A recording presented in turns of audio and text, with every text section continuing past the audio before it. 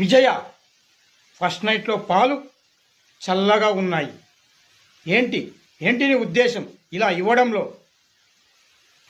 పులిలా యవ్వనం నాలో గాండ్రిస్తుంటే 25 బ్రహ్మచర్యం పటాపంచలైపోయి శృంగారపు అంచులు తగులుతూ ఉంటే, తాకుతూ ఉంటే ఈ చల్లని పాలిచ్చి నాలోని యవ్వనాన్ని నీరు గారుస్తావా? అలా అని బెదిరిస్తాననుకున్నావు కదూ? అలా అనను నిన్ను. ఎందుకంటే నిన్ను నేను లవ్ చేసి పెళ్లి చేసుకున్నాను కాబట్టి. ఈ పాలు కాస్త వేడి చేసుకొని తీసుకొని వస్తే నాలో యవ్వనం రెట్టింపు అవుతుంది.